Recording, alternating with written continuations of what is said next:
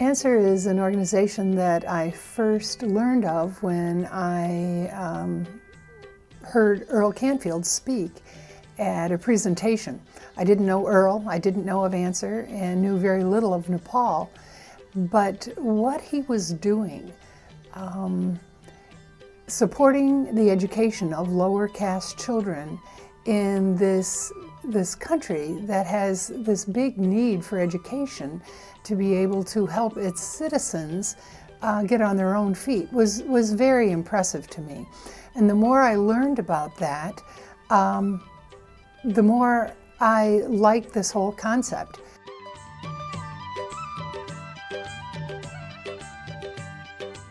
My first visits to Nepal some 12, 14 years ago were in the realm of addressing medical needs, and I was volunteering at a hospital. And it was during these visits that I befriended a little girl, my wife and I. My wife was with me then. And we put her in a school, a boarding school, and 3 years later she showed tremendous improvement, progress. And we decided to expand with other children and having them be sponsored by friends. And lo and behold, before you know it, we've snowballed into an organization some 6, 7 years later of over 400 students from one end of the country to the other.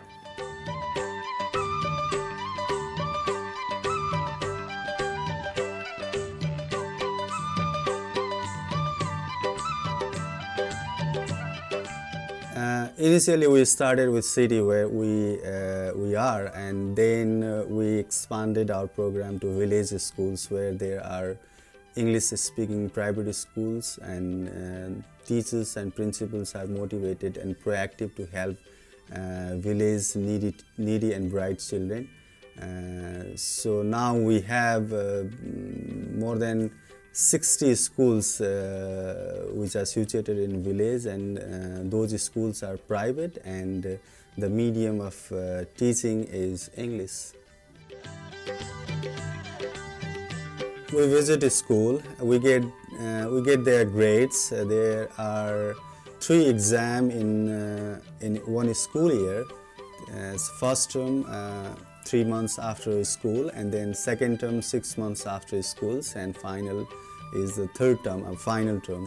And we go through their grades, and we go through their all the subjects, the total marks, the full marks, and what they obtain, what the passing marks, and we see their attendance. And we interview with the children, and we ask a couple of questions, English, math, science, social studies. What we used to do is, there are bright students in class, but if they are not needy, we don't select. Most of the brights are from well-to-do family, because they have all the resources to get educations. So it is very hard to find a bright student in a needy and disadvantaged family. These are students. These will be young people who have never existed in the history of Nepal again, from the low caste with careers, and they will be a force to contend with, a social force. And they will be lobbying hard, speaking for the rights of the low caste, especially the educational rights, universal education, compulsory education, scholarships, government scholarships, grants and loans for the low caste and for ethnic groups and so forth. So there's going to be a huge social transformation that's going to be borne out by these children.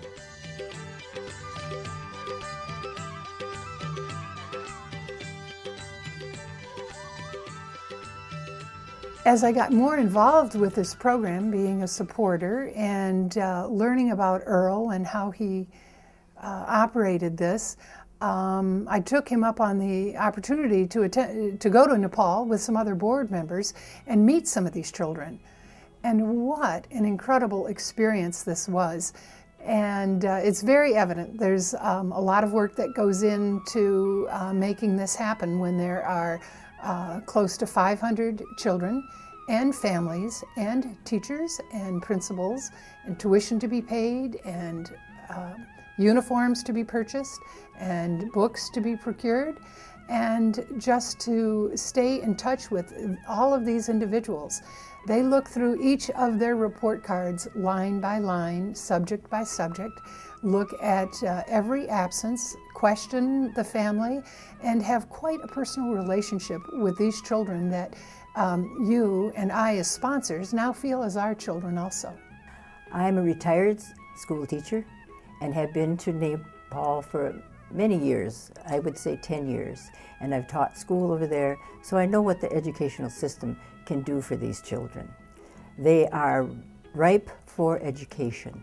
In the government schools, they have maybe 60 children in a classroom, very few books, and I know one of our good friends who teaches there, she taught geography and she didn't even have a globe.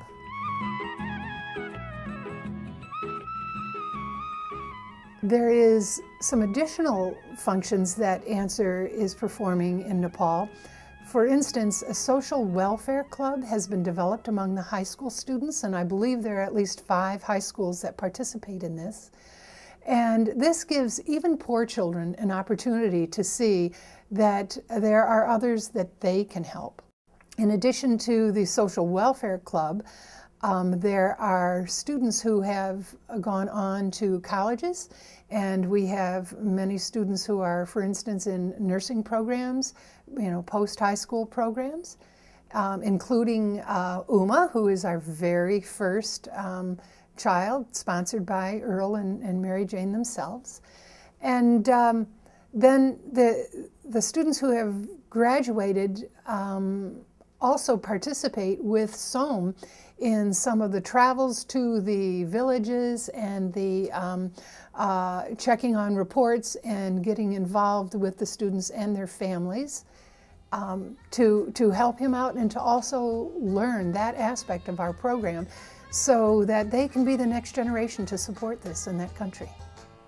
I have very positive response from teachers and principals and the people who know about ANSYS. This organization is really dedicated for the children's educations. This is a scholarship program. This is not a completely charity program. So we want to support them who can prove themselves and can be a leader in their community.